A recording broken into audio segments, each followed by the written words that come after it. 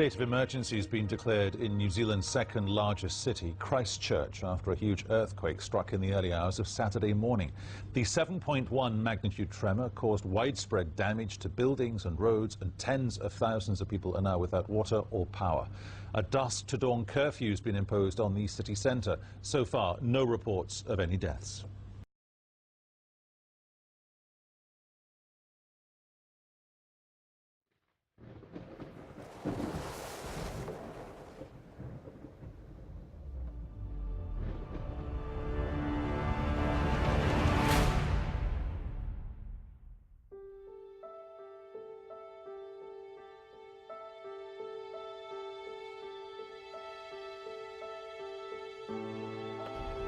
On September 4th, 2010, a 7.1 magnitude earthquake hit the South Island of New Zealand.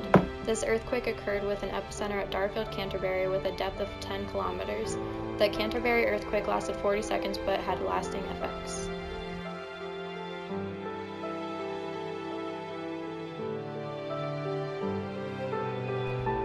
The earthquake occurred at 4:35 a.m. So many injuries were avoided originally, but following the original earthquake, the aftershocks killed thousands.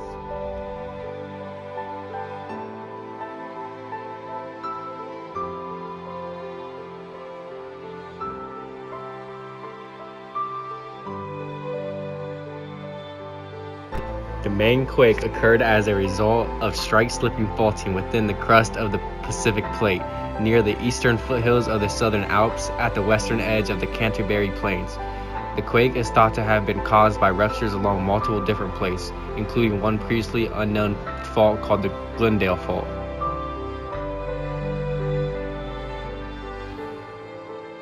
Rockfalls, landslides, and ground liquefaction caused by the earthquake were some of the bigger effects of the earthquake.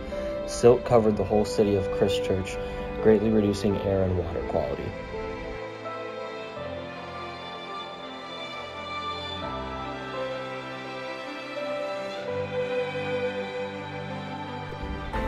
Five aftershocks ranging from 2010 to 2012 caused thousands of deaths. One of the lasting effects is increased flooding in Christchurch. Approximately $5 billion New Zealand dollars were spent repairing the area, which led to a decrease in the value of the New Zealand dollar.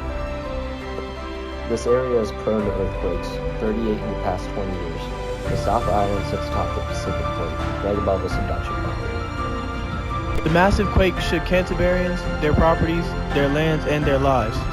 But the region breathed a sigh of relief. Thankfully, there have been no direct loss of life. However, still many thousands of people face a massive cleanup, the rebuilding of their homes and businesses, and a lengthy process of physical, psychological recovery, all while being jolted by aftershocks and living in a fear of another large earthquake.